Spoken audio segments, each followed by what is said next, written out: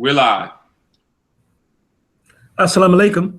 I'm Brother Richard Muhammad, editor-in-chief of the Final Call newspaper, and I'd like to welcome you to the inaugural edition of Final Call Conversations, where we hope to, from time to time, bring you great guests, great analysis, and great discussions about the issues of the day.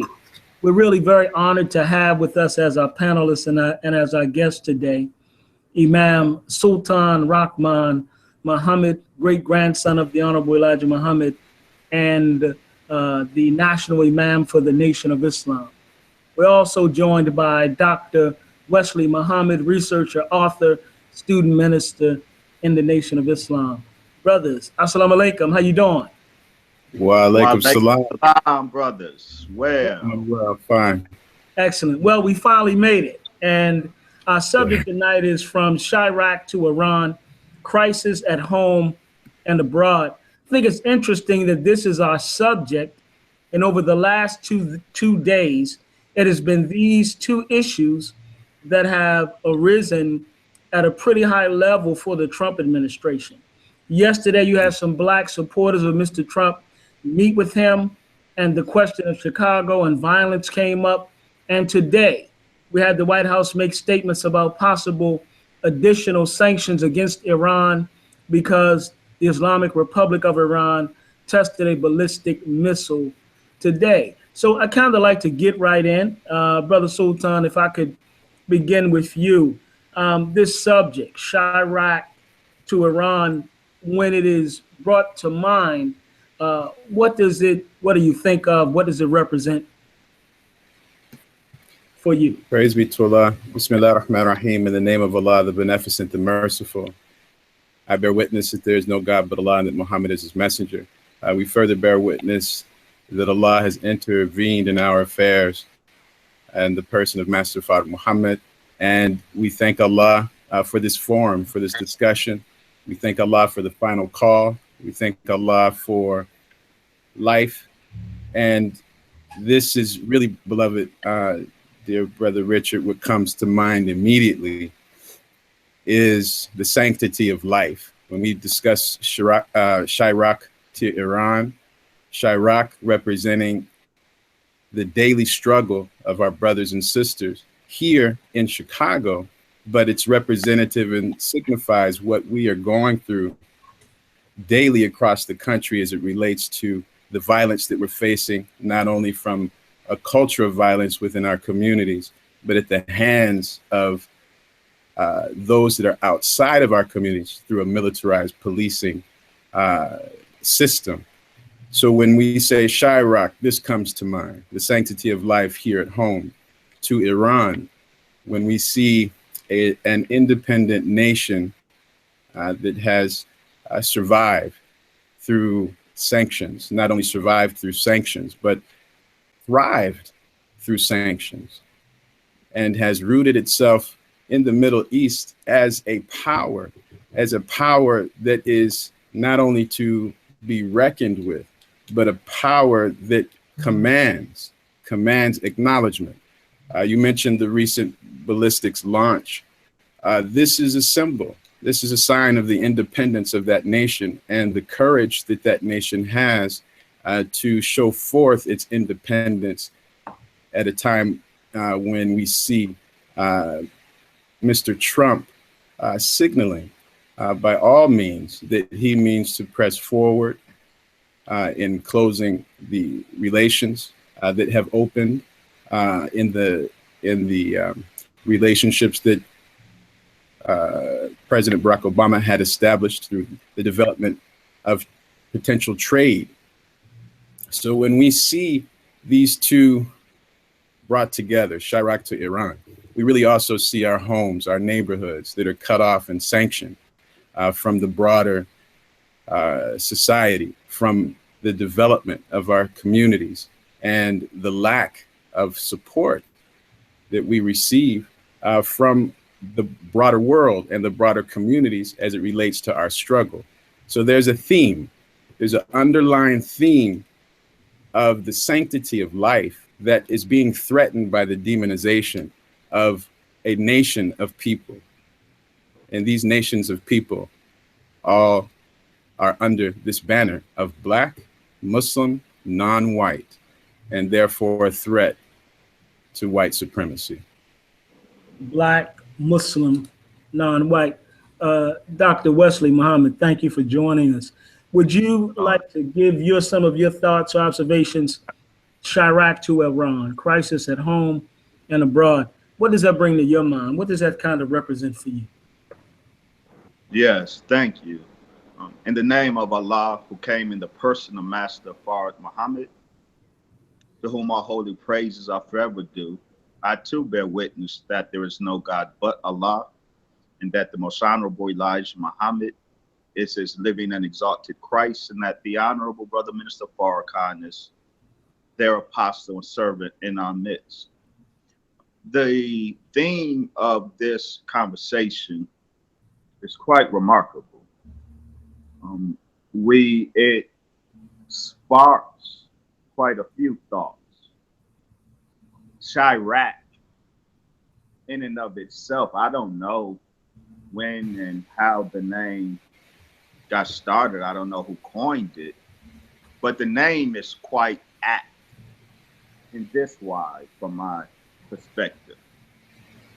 We often hear the Honorable Brother Minister Farrakhan point out a distinct fact that under the regime of Saddam Hussein,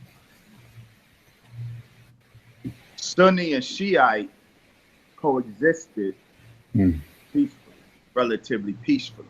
There was not the bombings and ethnic carnage, civil carnage that we now see. And the minister points out quite rightly that this Sunni Shiite carnage is subsequent to the intervention of the U.S. military. So we have every reason to believe and know that the bombings of Shiite mosques one week and Sunni mosques the next week, the civil war, the heightened tensions between Shiites and Sunnis in Iraq are the fabrication of the U.S. government. This is how they have conducted the domestic affairs of foreign countries throughout history. So we have in Iraq, brother fighting against brother with weapons provided by an outside enemy. We have carnage, civil domestic carnage in Iraq. That is the direct result of an outsider intervening. That is exactly what we have in Chicago. The so-called gang violence in Chicago is the fabrication of the federal government and local government and the local law enforcement. We know for a fact that the birth of military-grade weapons in the Black community in the 1980s was explicitly connected to CIA assets and the proliferation of these weapons. We went from pea shooters in the 1960s, 1970s to street sweepers in the 1980s. And we've identified the CIA assets responsible for first providing these military grade weapons. We know here in Chicago, we have testimony from those on the ground, crates of military grade weapons here in Chicago in back alleys. Well, at 3 o'clock in the morning, the wee hours in the morning, well, there's only a certain element that's going to be traveling the dark alleys of Chicago at 3 o'clock in the morning. So these crates of military-grade weapons are anonymously dropped in the alleys of our community, but with no more anonymous or unidentified. The authors of those crates are no more unidentified as is the authors of these ships flying around our sky. They're very identified. So the fratricide, Iraq is suffering from fratricide, brother killing brother, at the instigation of an outside enemy. The fratricide in Chicago is at the instigation of an outside enemy. So Chi-Raq, Yes. very apt description of the conditions that prevail here, because they are so similar to the conditions that currently prevail in Iraq. And so when we say from Chi-Raq to Iran, we hope we are not being prophetic. Mm-hmm. We hope that what the enemy has done in Iraq, or is doing in Iraq, the same enemy is doing in Chicago, and the same enemy, if given a chance, will do in Iran. Imam Sultan's point, the launch of the ballistic missile in Iran is a great sign of an independent nation. And that's what Iraq currently that's what Iran currently has over us in Chicago. We're not an independent nation yet. We're the scientifically created ghetto of this government's science. Iraq was an independent nation, but until this government planned and executed regime change. This government desires regime change in Iran. And if they were to be successful, we would see some of the same carnage. But inshallah, from my listening to my teacher, the Honorable Brother Minister Farrakhan, I don't think the enemy will be successful third time around. Thank you very much. And, you know, one of the things you mentioned, Brother Wesley, brought me back to the series Dark Alliance, written by the late journalist Gary Webb, which documented the cocaine CIA connection, which was connected to the Contras in Nicaragua, which was connected to what? The Iran-Contra controversy that came. Right. So it's interesting that we see these connections. We know, Brother Imam Sultan, that, or maybe you could share just a little, because I think a lot of our people don't even understand, why is Iran even on the radar of the U.S.? How did it get there? And we could talk maybe even a little bit about possibly where could this thing go? Yes. When I attempt to unpack this just briefly, why is Iran on the radar of the U.S.? Iran in recent history, in the neo-colonialist era, is one of the only nations that has completely withdrawn itself with a pan-Islamic agenda. Pan-Islamic in that it is not only the Islamic Republic of Iran, the nation and the people consider it an Islamic revolution that is not limited to the borders of the nation state of Iran. This Islamic revolution, for the narrative of the state of Iran, has to do with the upliftment of the oppressed around the world. And that specifically, if we are talking about in an eschatological framework, what Muslims believe about the end of times, we are now discussing the oppressed of the last days, and the oppressed of the last days are brought into freedom, justice, and equality by Imam Mahdi, by the Mahdi. the nation of Iran has unapologetically heralded the coming of the Mahdi. However, this is within a context of a predecessor right here in the United States of America. And that predecessor is Master Fard Muhammad and the Honorable Elijah Muhammad. And the Honorable Elijah Muhammad in particular, who, for lack of a better term right now, made it possible. And in an earlier discussion with our brother, Dr. Wesley, he used the term, really began the Islamic Revolution right here in America in the 1930s, at the peak of a neo-colonialist era. So when we see America with Iran at its crosshairs, it is because of the eschatological view of the coming of that messianic figure that will unite and set down the tyrants of this earth. And who is that number one tyrant that should be looking over its shoulder? That is the United States of America and her policies, domestic and abroad.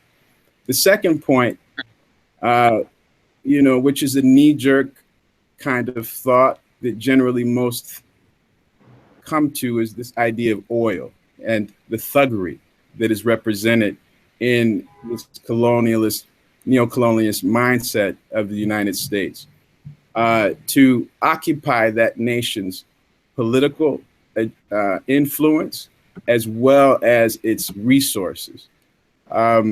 So this is not only the desire of satanic forces that are unrolling and unfolding their opposition to the rise of freedom, justice, and equality wherever it comes, particularly in the framework of Islam and Muslims. We see that Iran fits the bill of the pattern of what America has done to come into foreign countries that are rich in resources. So these 2 points, and there are other aspects that can be drawn out, but these 2 points are very critical in terms of strategic positioning and world positioning in that region. And it is one of, if not only, it is arguably the only Islamic nation in the region that maintains independence outside of the international structures that support neo-colonialism and white supremacist agendas. And of course, we know that in 1979, you had the Islamic Revolution, where the Shah of Iran, who was a U.S. client, was overthrown. Khomeini ushered in the Iranian Revolution. There was, of course, the hostage situation that was eventually worked out under President Reagan under some interesting circumstances as well. The subhead to our discussion is Islam, Farrakhan, and justice. We were blessed to go almost a year now to Iran as part of a delegation with the Honorable Minister Louis Farrakhan. Brother Imam Sultan, I'm sure you have perhaps gone additional times. Brother Wesley, if you could, would you like to share some of your thoughts from that visit? Anything in terms of either Islam, Farrakhan, or justice? Yes. Well, I don't know if Brother Imam would like to contextualize the trip for us and the audience, so the audience understands what the reference is. If I may ask my brother to contextualize for the audience the trip, how we got to Iran, what was the point, and then I'm happy to share my impressions as you guys shared yours, because we were trip mates. That's right. On that trip. So yeah, that's brother, right. If you would. Yes, sir. Thank you, Dr. Wesley. This first, just to step back a moment, in terms of contextualizing, the Honorable Minister Louis Farrakhan has been a stalwart supporter, advocate of the independence and safety of the nation of Iran since its revolution in 1979. He has been outspoken in that manner, which has influenced and I believe can be documented, influenced our people's awareness of the circumstances in Iran, particularly through hip hop music. We hear it in even popular music in the late 70s, with Stevie Wonder referencing, Iraq, Iran, Afghanistan. This is not new. This is not a new interaction as it relates to the raising of awareness of our people and the struggles of those in the Middle East and the Muslims around the world. So when we step back and see the Honorable Minister Louis Farrakhan a little more than 20 years ago was the guest of the Iranian government to speak to the largest of crowds in the nation at their annual celebration more than 20 years ago. May Allah have mercy on him. We extend our condolences to the people of Iran on the loss of this great representative of the nation, the Islamic Republic of Iran. He was one who opened the door to the Honorable Minister Louis Farrakhan to speak to, if history serves correct, the only non-Iranian to have ever spoken to the Iranian people in such a manner, in such a platform, there at Azadi Square in Iran more than 20 years ago. So the context of the Honorable Minister Louis Farrakhan and that relationship has been going on for many years, including visits of Iranian presidents here in the United States, at the UN, the United Nations. So there's a long-standing relationship in terms of diplomacy and advocacy in support of the nation of Iran from the Honorable Minister Louis Farrakhan.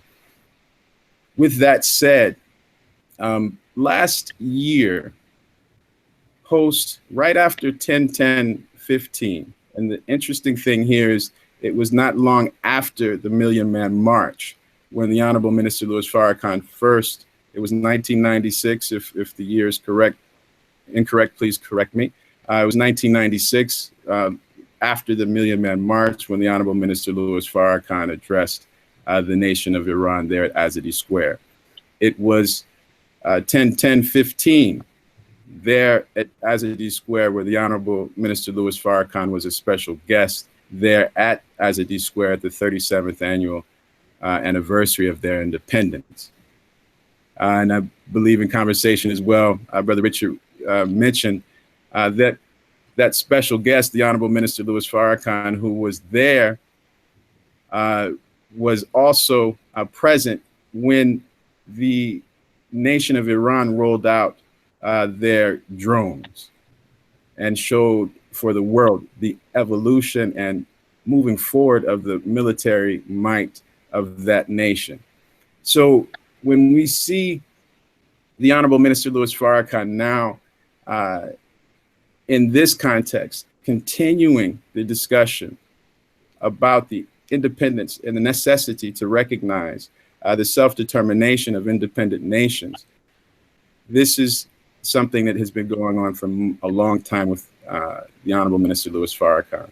Now, to move forward of how this particular event came to be is right after the October 10/10/15 20th anniversary of the Million Man March, Brother Nader Talibzadeh, a very well-known cultural leader and film maker in Iran, invited myself and a small delegation of the Nation of Islam to attend a broader conference called On the Brink. That small group, members of the Nation of Islam, Brother Akbar Muhammad, our international representative of the Nation of Islam, Sister Nisa Islam, as well as Brother Mikhail Muhammad, attended a conference with over 30 leaders, religious and political, as well as grassroots leaders from across America and the African diaspora, to come to Tehran for a conference on human rights violations against Black people in America at the hands of police. So here is a forum that was set on an international stage, inviting Black people from the continent, from Europe, from the Middle East, from the United States, regardless of religion, regardless of political affiliation, to discuss why Mike Brown can be shot down in the streets in America, why Tamir Rice could be shot down in the streets. And the names and the list goes on and on. This conference lasted for 2 weeks.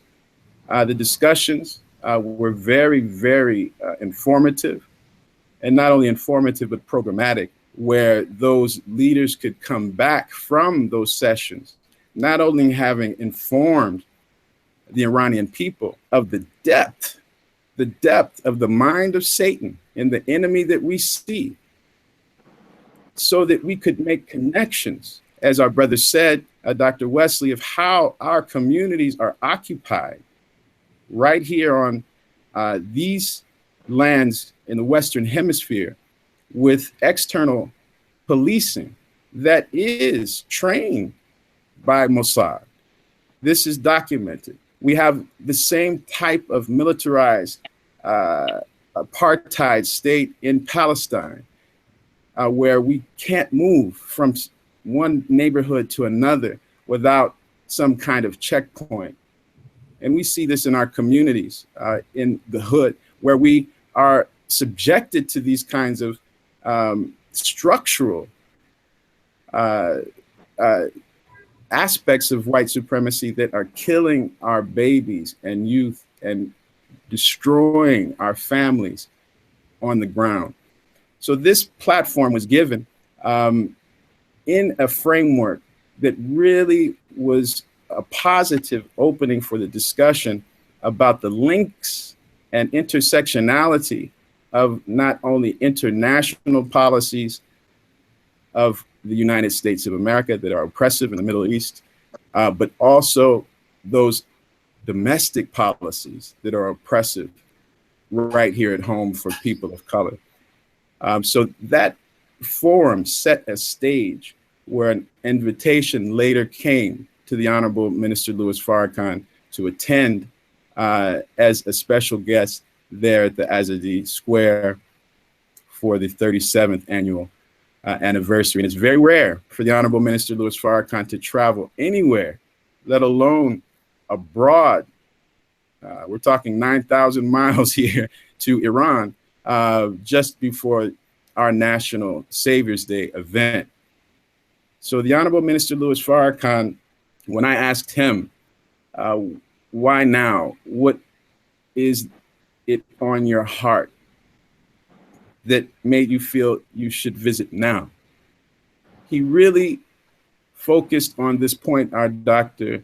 Wesley has highlighted, the idea that our Muslim brothers and sisters, through sectarian divide, are being manipulated by external forces of our enemy to look at one another as enemies, when we both say, La ilaha illallah, Muhammad Rasulullah, there's no God but Allah, no God but God, and Muhammad is his messenger.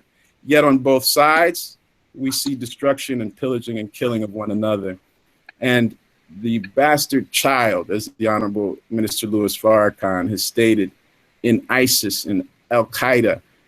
These developments have really impacted the nations in the Middle East to really coalesce in this time.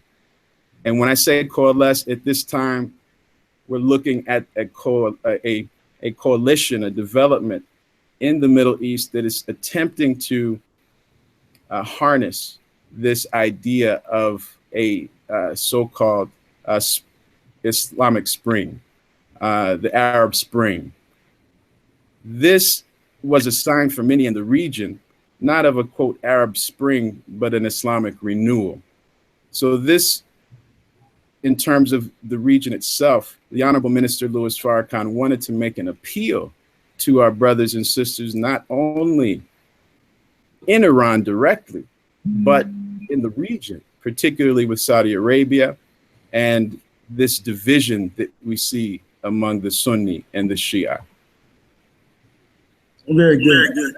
I think, brother, and I think that our people really don't understand how important a regional power Iran is. Brother Wesley, if you could share some of your observations, some things that you feel are important. And I'd like to start with you at that trip, actually being there in Tehran, in the country of Iran. Yes, sir. It was a overwhelming event for me personally to be in the Islamic Republic of Iran with the Honorable Brother Minister Farrakhan. It was such an overwhelming event, and I returned stateside, if you will, with so many lessons, so many experiences, seeing too it helped me see both the Honorable Brother Minister Farrakhan in a new light and Iran in a new light.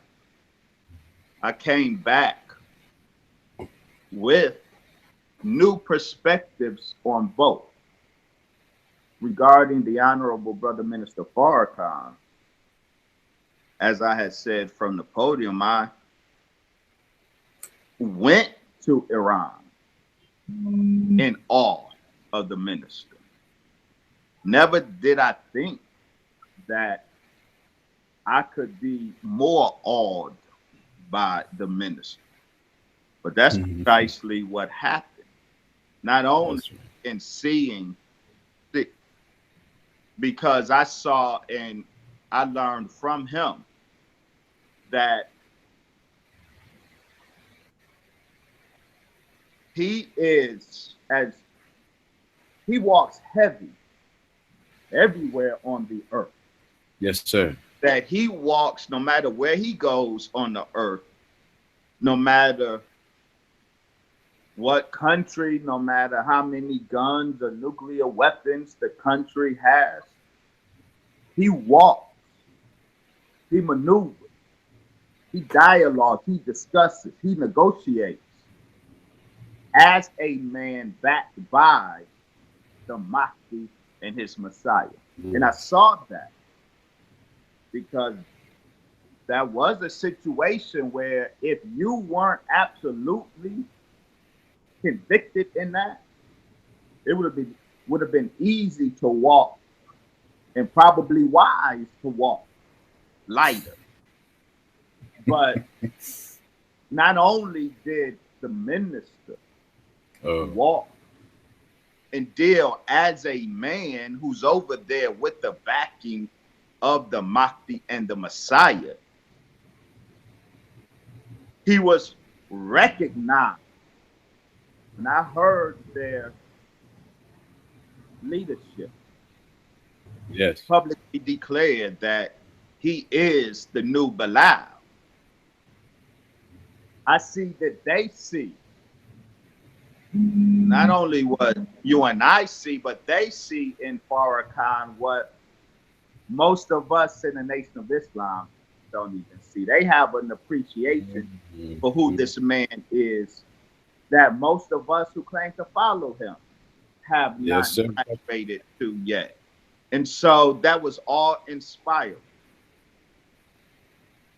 Regarding Iran, I left with a very different perspective.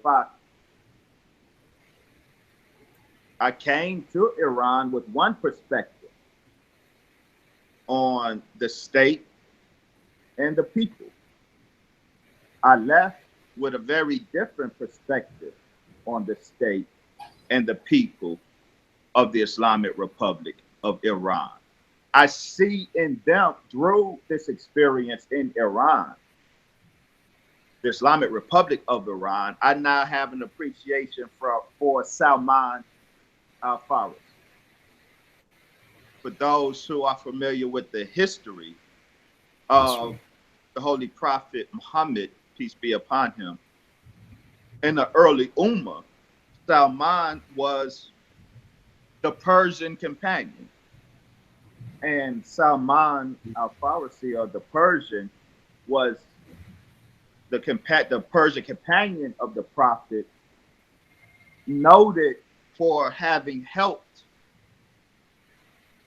the Prophet and the early developing Ummah nation, the early developing nation of Islam at a critical hour, when the enemies from Mecca were moving on Medina, where the early community was. And it was the Persian who had an idea around Medina, and that innovation of his, that idea helped save the nation. And I see the value of Salman. I saw it everywhere in the Islamic Republic of Iran. I have often written about the Iranization of Islam, what the ancient Persians had done to the religion of Islam. And my teacher, the Honorable Brother Minister Farrakhan, at one time politely reminded me, with some chiding in it, to distinguish between old Persia and old Persians and the Islamic Republic of Iran. At the time of that chiding, I accepted the truth from my leader, the truth of my leader, and inerrancy of his guidance from Allah was made clear to me once I got to Iran, and I saw with my eyes the apt distinction that he made between the old Persians, who had played a role in the corruption of Islam, versus the Islamic Republic of Iran, who is in position to do and have done great service to Islam. You know, Brother Wesley, I want to stay on this point for a minute, and I want to ask you a couple questions that may seem to be rather simple, but I think a lot of times you have misinformation, misconceptions, and even disinformation. So are you telling me that when Minister Farrakhan went to Iran, there was no test that he had to take to prove he was a Muslim? They didn't question him about the honorable. Did they question him about the honorable Elijah Muhammad? Did they interrogate him about our belief in Master Fard Muhammad as Mahdi? How did they handle him in that sense?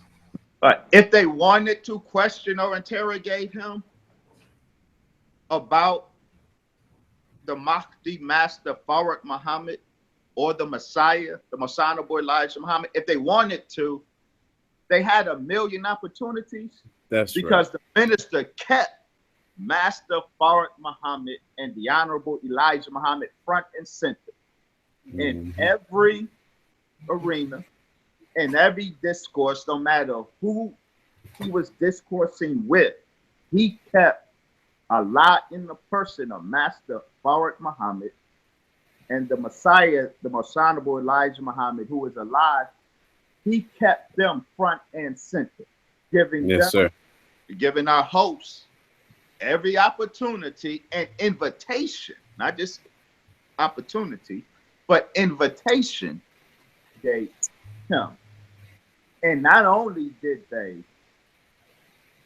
fail to see the need to do so, they not only recognized him as an authentic Muslim, Brother Richard, they declared before camera, that's right, to the world that he is the modern day Bilal. Now, no one impugns the Islamic authenticity of Bilal and Bilal's place and in the history and origin and growth of Islam. So our minister, our beloved minister, have Master Farad Muhammad and the Honorable Elijah Muhammad front and center, was recognized by our Muslim host, not just as an authentic Muslim, but as the new Bilal who is calling the Muslim world back to the path. Wait, the whole Muslim world? Yes, sir. So you tell me that the minister was in a meeting? Not an imam, not a local imam. They didn't recognize him as an American, Negro imam. Okay. No, recognize him as the Bilal calling the Ummah. That's right. To the Muslim world. Am I misrepresenting, Brother Imam? Not in one iota. That statement came from Mr. Veliati, one of the members of the parliament and a chief or the chief advisor to the supreme leader, Imam Khamenei of Iran. That was a moment, beloved, that really underscores not just the mission as a global mission for the Ummah in terms of the renewal for a new Islam, the renewal of the faith for a new Islam, and the renewal, the Honorable Minister Louis Farrakhan also extended in that statement, and when that statement was made, that there was a time, it is time for an evolution of the revolution. That's right.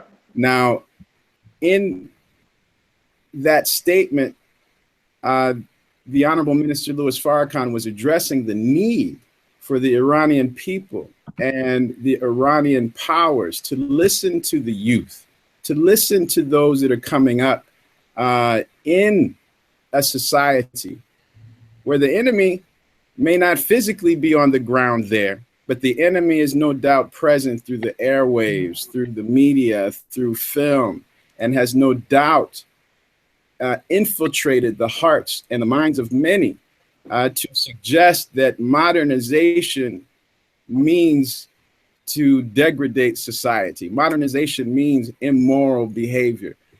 This nation state of Iran has gone in a way to establish what we can see as a modern nation under the rule of Islam, with a republic that has a democratic aspect to allow the people to be involved in the governance of their nation. This is a republic. So the nation of Iran was also given the beautiful advice on the highest levels, not only in that meeting, but with another beautiful and historic meeting with the Grand Ayatollah Jannati, who, by all accounts of the Iranian people, is the stalwart supporter of the Honorable Minister Louis Farrakhan in Iran. We saw the beautiful influence that our dear minister has had on the discourse among many of the scholars of Islam there in Iran after having discussions with not only Ayatollah Jannati, but many other scholars and leaders, particularly from the press conference there in Tehran that was held at Press TV, an international press conference, probably in many ways the largest, I want to say the largest crowd or largest reach of the Honorable Minister Louis Farrakhan's message came from that Press TV interview and media event there in Tehran, where advice was given not only to the Muslim world, but again to our people here on the ground at home.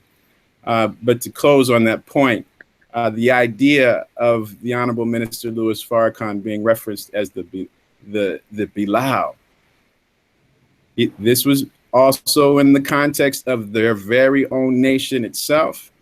And I don't say this in any way to disparage our brothers and sisters in Iran. We've mentioned it before. We see it in our own communities as Black people and people of color around the world. The hatred for self that comes through the airwaves of the enemy, the messages of the enemy through film, to make ourselves hate ourselves. As our brother Malcolm said, who taught you to hate your nose? Who taught you to hate your color? Who taught you this? Our brothers and sisters in Iran. All statistics show that most predominant nation for nose jobs on the earth. This is a sign of what the enemy does to alter us from our nature through the thought and psychological and spiritual attack that doesn't require a tank or a missile or a nuclear bomb, but it requires simply the opening of the ear and heart to the whisper of the satanic forces that would cause one to hate themselves so much and be dissatisfied so much with themselves that they could reject ultimately then a government, a leader that has supported the evolutionary process of freedom, justice, and equality from a fascist nation that was led by the previous Shah and manipulated by foreign forces consistently throughout recent history.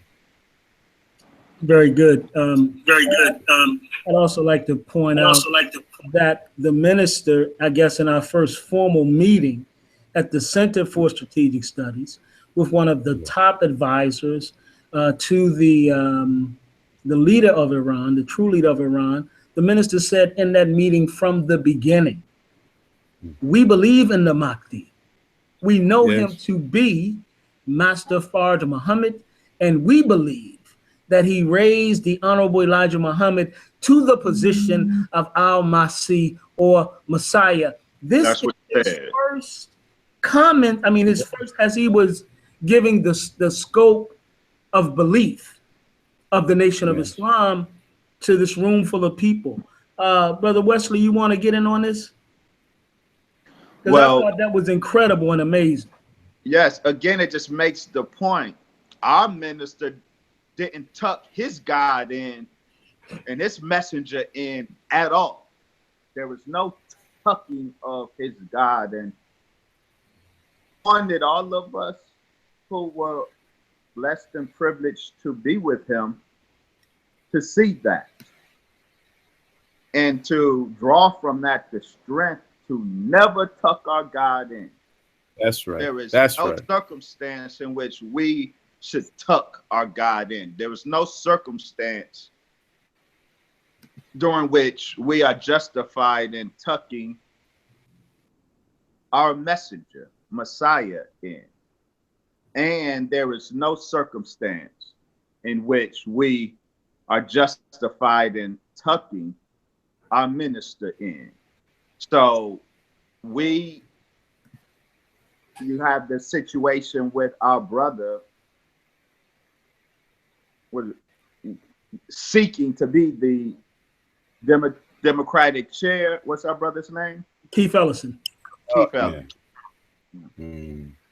So he feels that he has to tuck his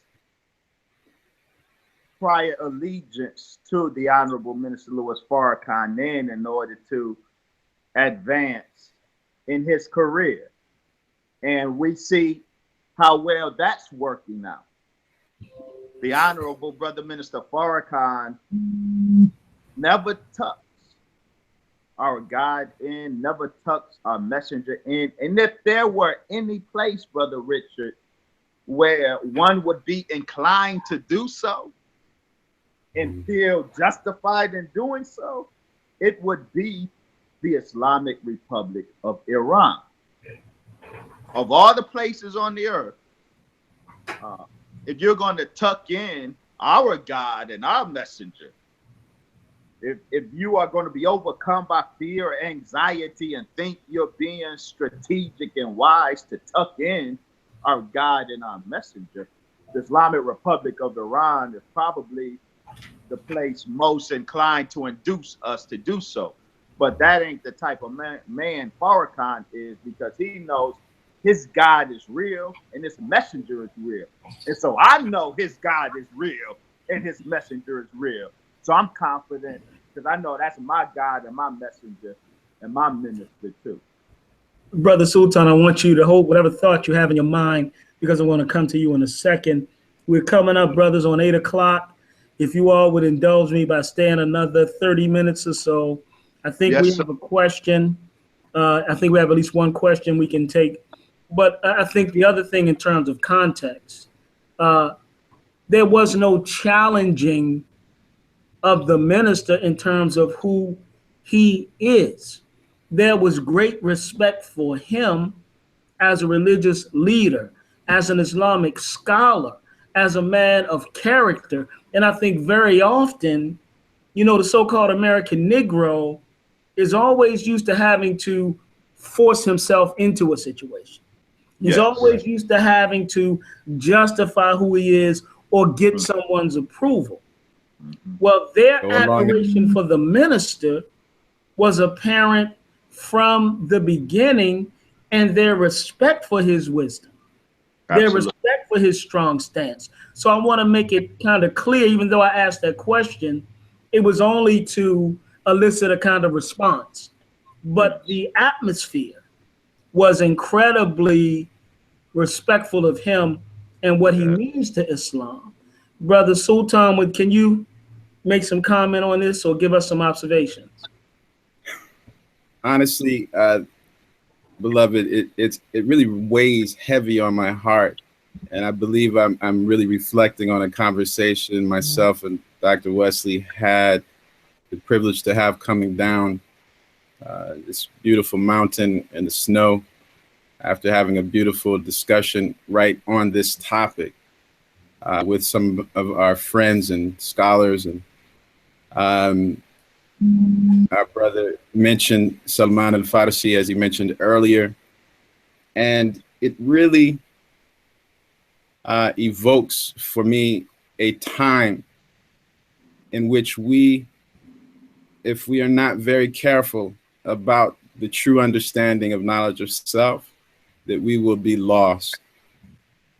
We cannot subject ourselves to deference based on our own inferiority complexes, our own insecurities about our Islam and the Islam of the Honorable Elijah Muhammad.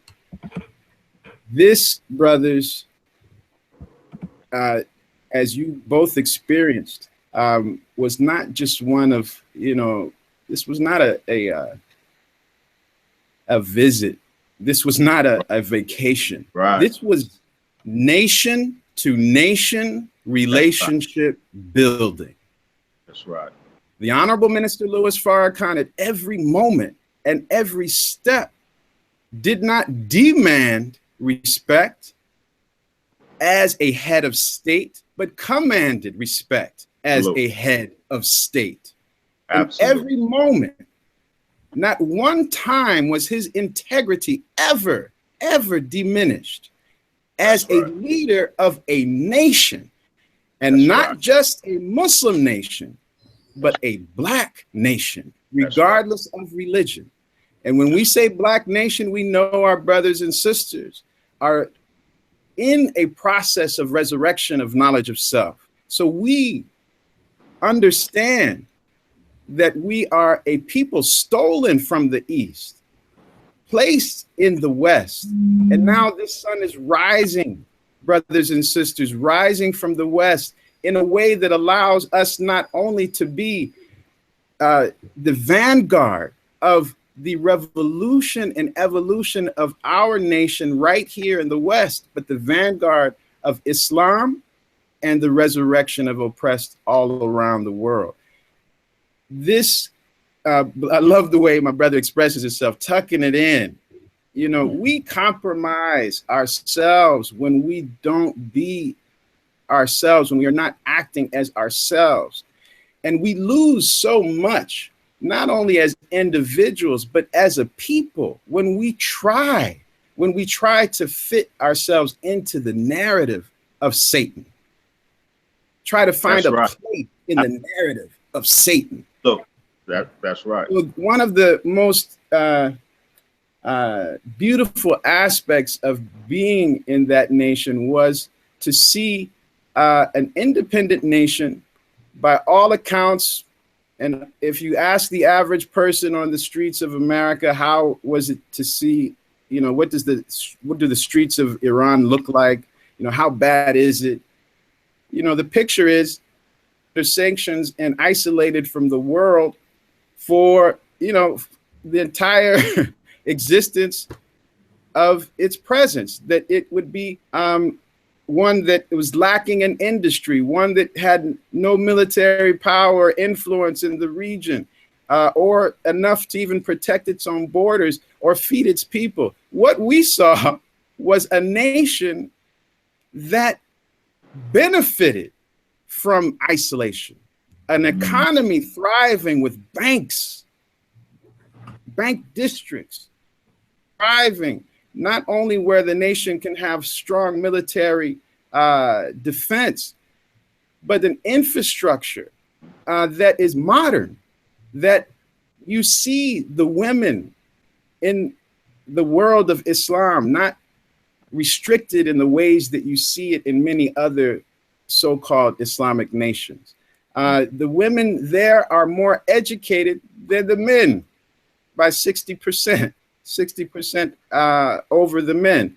And this is a strong development in terms of the rights of women and the place and role of women in the society. So these frames that we are given of the picture of Iran and the Islamic world must be broken so that we can become clear on our connections as a people, and our connections, most importantly, around this idea of freedom, justice, and equality, regardless of borders. Trump is talking about building a wall. How well has that worked out in Palestine? We're looking at a time where we have to build a wall as a people based on our values to separate ourselves and benefit in the way that the nation of Iran benefited from separating itself from outside influence, allowing itself to develop its narrative in this modern era of nation states, allowing itself to express itself culturally and through the arts.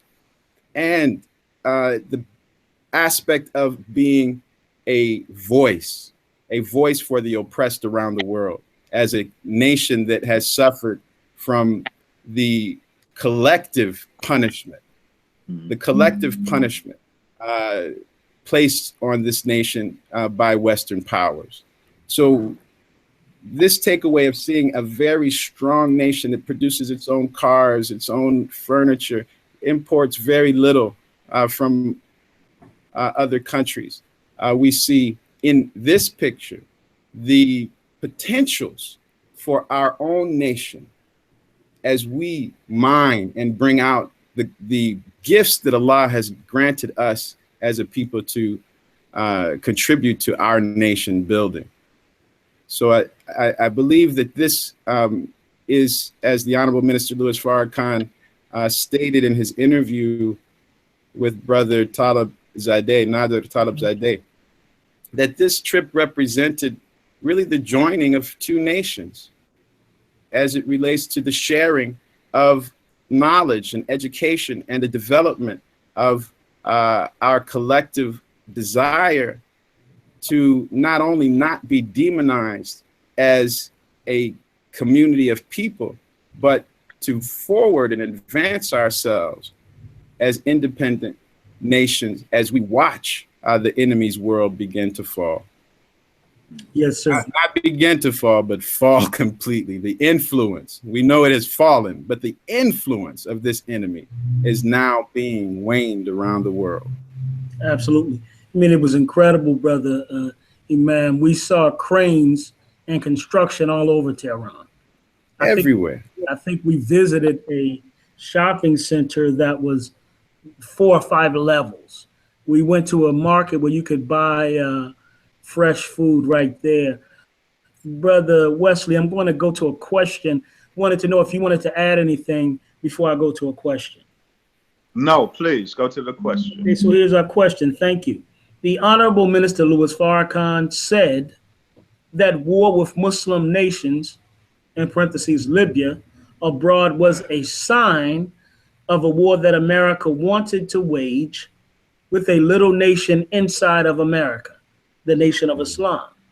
With President Trump's policies targeting Muslims who wish to travel to America, President Trump telling Chicago Mayor Rahm Emanuel to get control of the violence or he will send the feds in.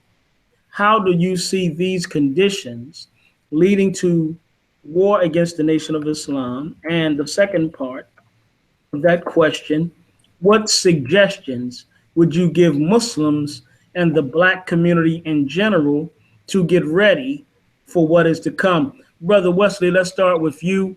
And Brother Sultan, if you could pick up once he finishes his answer. Yes, that is a very correct observation.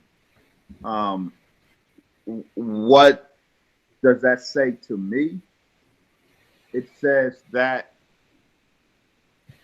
the Honorable Brother Minister Farrakhan, as I stated Sunday, is the watchman that God has set over the true children of Israel. And as watchman, God gives him vision of the schemes and the plans of our enemy. And the minister's word has not failed yet. So we see the coming to fruition of the vision he received when the Honorable Brother Minister Farrakhan, when he had his experience upon it and was shown the sword in the hand of our enemy by the Most Honorable Elijah Muhammad. So Libya, he was shown before it happened an assault on Libya, which will be a sign of a planned assault on the Nation of Islam. Now that assault on Libya was planned under Ronald Reagan, but it was actually successfully executed under Hillary Clinton. Right. I say under Hillary Clinton, not under President Obama, though he was president, that was her operation. So those plans that were etched out then, we are seeing them now in our day executed and coming into fruition. Chicago is the headquarters of that little nation of which the Honorable Minister Louis Farrakhan spoke, the Nation of Islam. Chicago is. The current president, Trump, seems to have a Jones for Chicago. Chicago, despite him and the other propagandists, isn't even in the top 5 of murder. That's right. Yet, Chicago has gripped his attention and fascination, as Iran has gripped his attention and fascination. So, in closing, absolutely, brother or sister, whoever asked that wonderful question, we are witnessing the coming to fruition of the vision granted during the experience, real life experience that the Honorable Brother Minister Louis Farrakhan was blessed to have. And in that experience, he was shown the schemes of our enemies. Attack Libya, then attack the Nation of Islam. Libya was successfully attacked and undone, and they are planning the assault on the Nation of Islam. But I'm not tripping. I'm sipping my tea or my smart water. Because, with you, beloved. Because we know that our God is real. So all praises belongs to Allah. I'm with the right man today, the Honorable Brother Minister Louis Farrakhan and the Nation of Islam. So I ain't never scared. You know the song, Brother Imam. That's right. We that's right. And we shall surely win. No doubt. Dr. Wesley, I think, hit it dead on. When you look at this scenario that we see unfolding now, that is seeming now to come to a fever pitch, that has been unfolding since the Honorable Minister Louis Farrakhan has made his announcement to us as a people. This was an announcement made just to the membership of the Nation of Islam. This is an announcement that was made to the world of an experience that we are watching unfold. The Prophet Muhammad, peace and blessings of Allah be upon him, was challenged by an experience that he had with the believers and his enemies.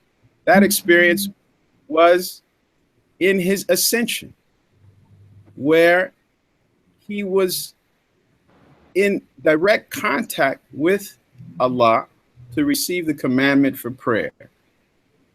The night journey and his ascension.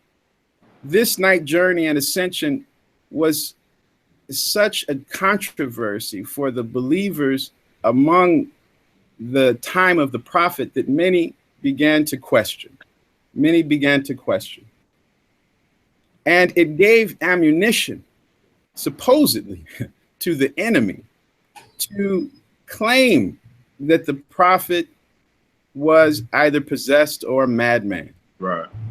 And an attempt to discredit him based on this vision was made, not only among the believers, but among those in opposition to the Prophet.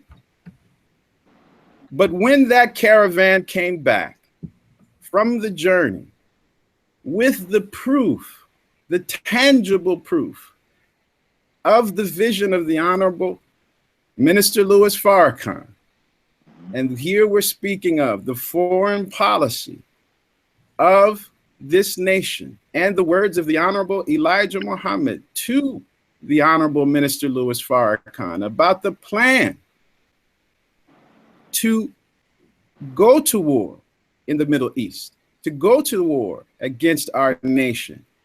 We see it unfolding right now before our eyes in the way the companions and those present at the time of the Prophet, peace be upon him, saw the caravan come home from Jerusalem with the exact description that the Prophet described in his vision.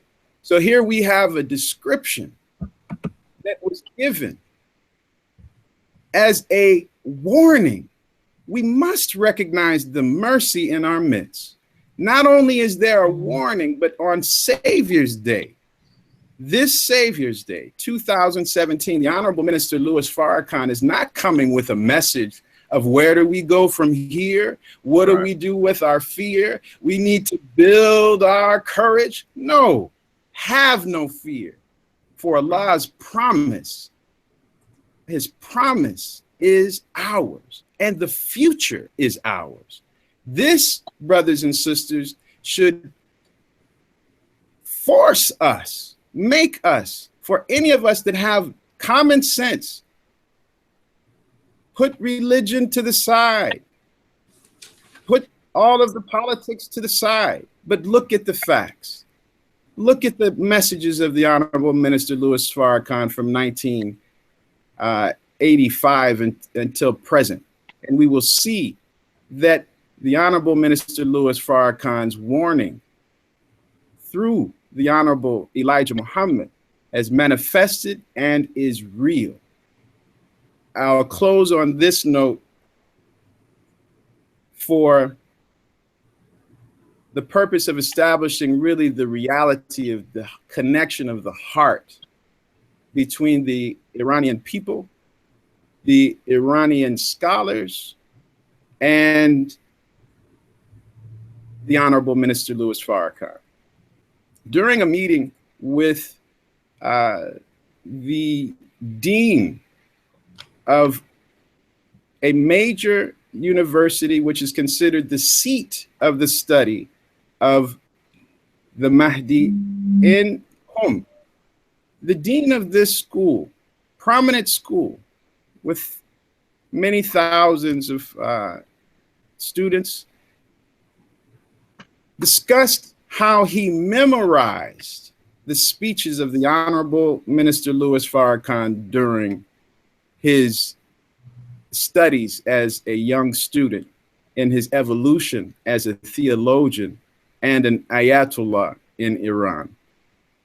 The connection, he could recite speeches by heart in English of the Honorable Minister Louis Farrakhan. This is the dean of deans of the school.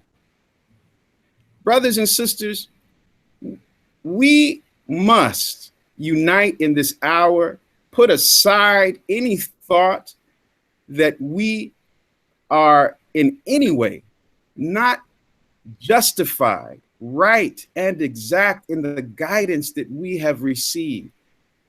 History and present circumstances are bearing witness to all that the Honorable Elijah Muhammad told us would occur. So we, brothers and sisters, hope to have a deeper conversation and continue this conversation during Savior's Day so that we can see the right guidance in this moment for our people right here at home. And we must know that our people right here at home are the vanguard, the leadership, the sun that is shining, that is guiding in the East, or we would not see this kind of impact on the highest of scholars in the Muslim world, particularly in a nation that is awaiting the coming of Imam Mahdi and listening very carefully to their brother, the Honorable Minister Louis Farrakhan here in the wilderness of North America. Very good. Brother Wesley, I want to come to you in a second. But Brother Imam, you talked about us being confident in what we have been given and what we have been taught, the man who was in our midst. In one of the interviews in Iran, my brother Talib Zada, he essentially asked the minister a question. With America being so wicked, why would you live there? How did you live there? And I mean, essentially, it seemed to me that he was inviting the minister perhaps to move to Iran. But the minister's answer was so profound, and you can get that video at finalcall.com or store.finalcall.com. But the minister's answer was so profound.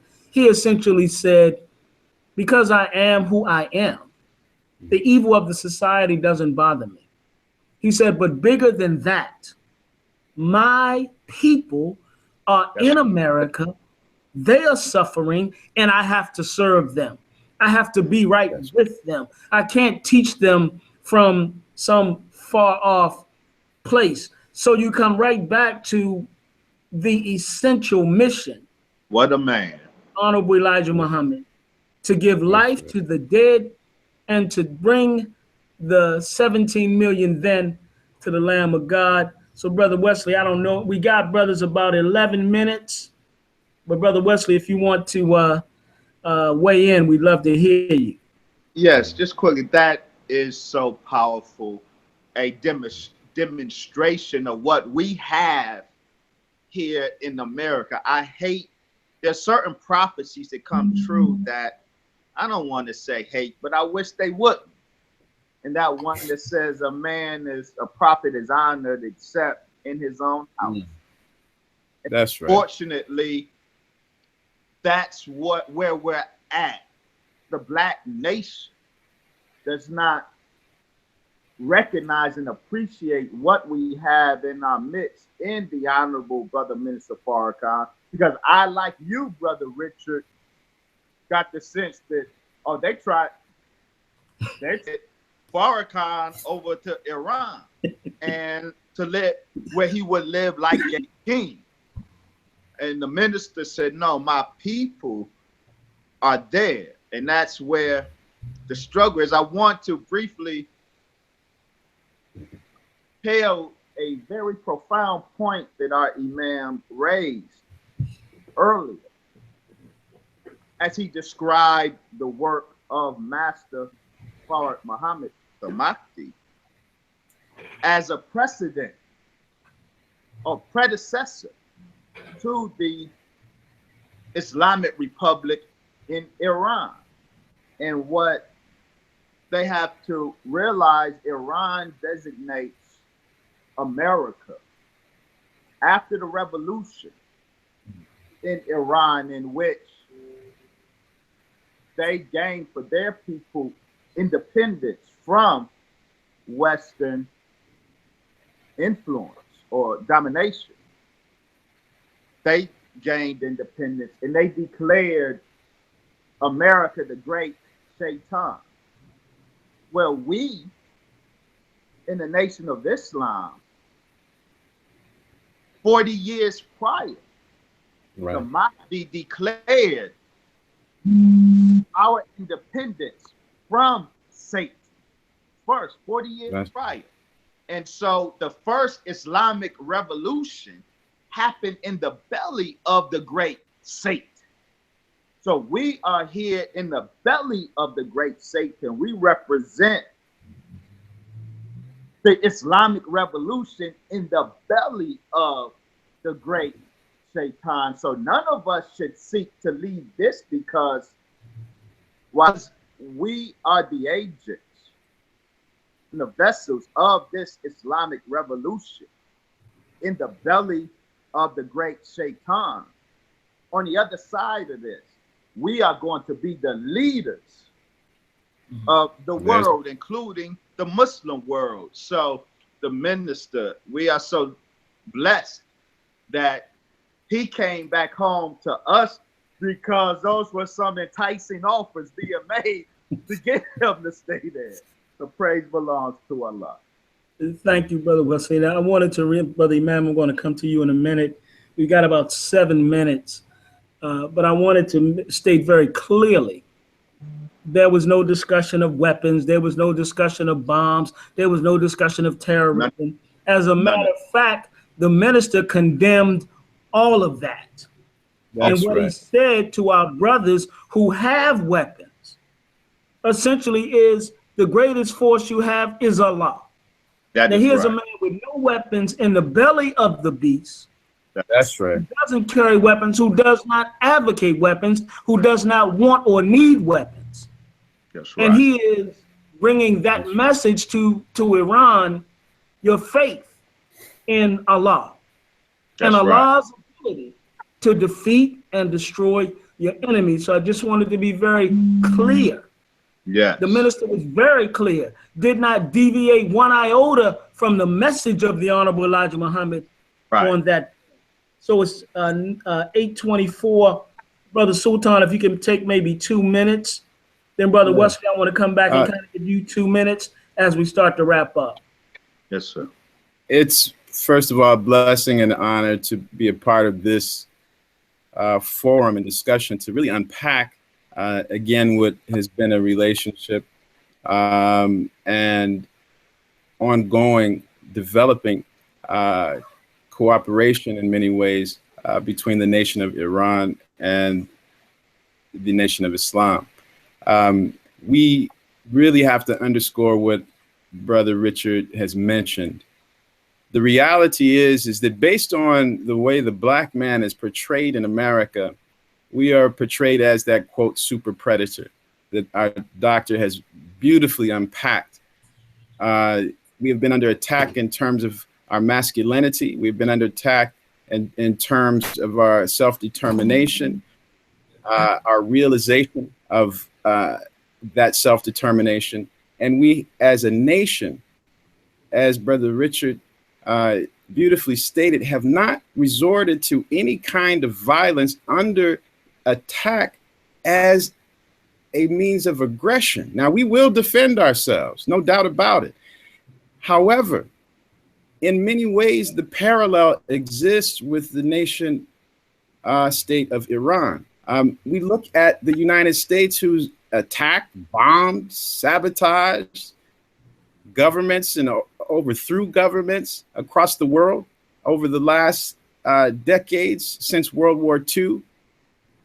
And that is the span and the history of carnage that this nation has implemented through its domestic and foreign policies, particularly foreign policies.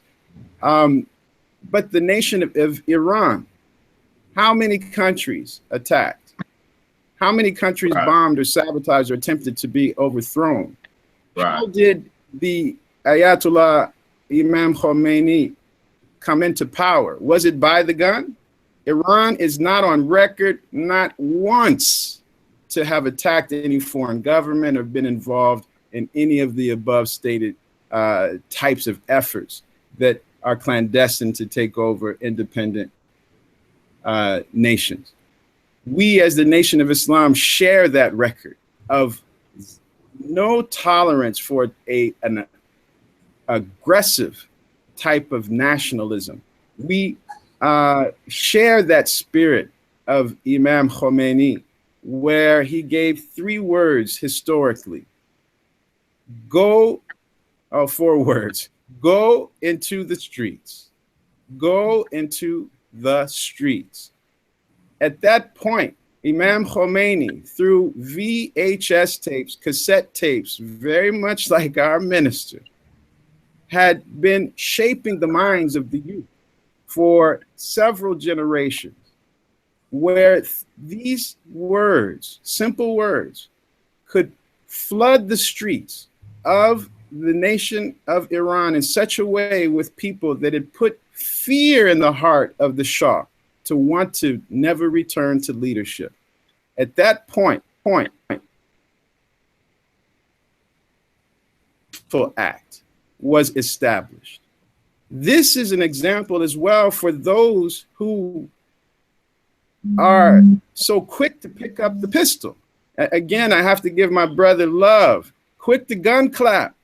Quick because of our issues of masculinity. We become aggressive as a black people and think this is the only way that we can become independent is by imitating the enemy. Yet we don't do our history, our study to even see in modern times in the neo-colonialist world that a nation state is possible to be established without even the firing of a gun. So praise be to Allah. This is a beautiful discussion that we have begun. Inshallah, I pray that more will develop from this, since there's so much, and not only historically through these recent trips, but there's so much that is happening where this particular conversation is so relevant in real time that we must return to it, inshallah, because we here in the streets of Chicago, our brothers and sisters in the streets of Tehran and all over the world, in South America, on the continent of Africa, right here in our own neighborhoods, are suffering under the foot of the enemy. And we must unite, and we must stop these divisive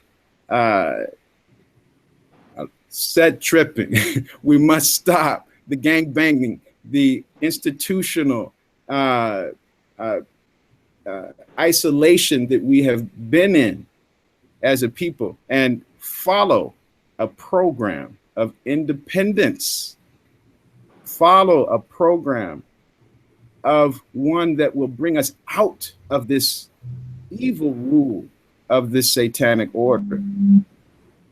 So I thank Allah for this conversation and pray that it has been beneficial, and pray that inshallah future discussions will begin to open more dialogue between our community and people. Very good, brother. Very good, brother.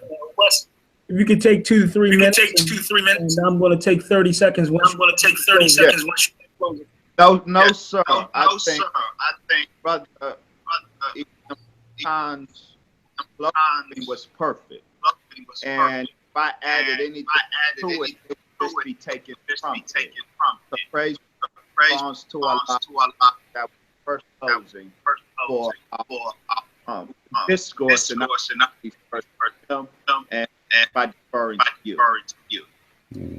Brother, thank you so much. I'm Richard Muhammad, and you've been listening or watching Final Call Conversations. Our wonderful guest at Imam Sultan Rahman Muhammad, student national Imam of Islam. We also had the pleasure of having Dr. Wesley Muhammad, scholar, researcher, minister of the Nation of Islam.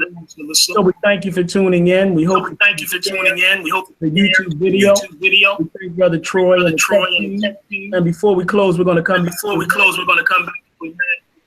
I just wanted to make sure that we acknowledge those that also the journey with the Honorable Minister Louis Farrakhan, and underscore again that this discussion isn't over. We have to get our brother Akbar, international representative of the Nation of Islam, back also.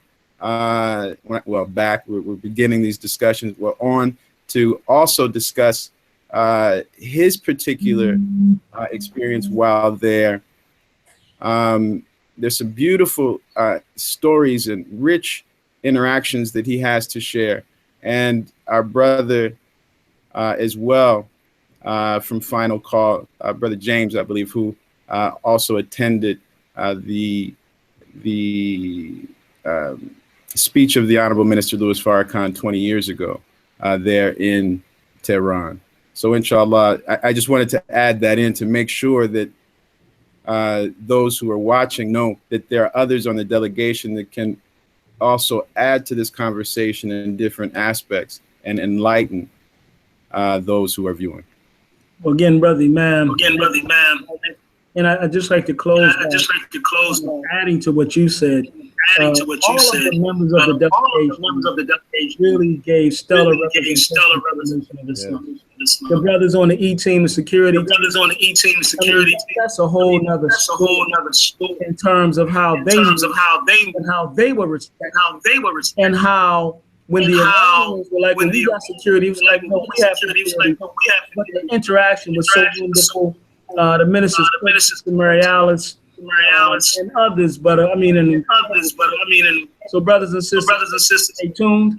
Let us know what you think. Share the video. Share the video. Go to finalcall.com, see the interview. See the interview. Data, see the transcripts of the well. But above all, keep your faith in Allah.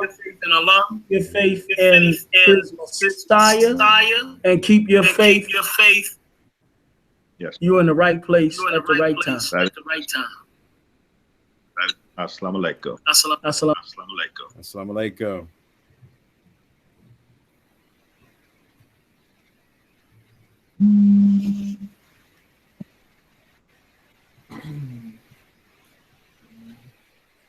Okay, Brother Troy.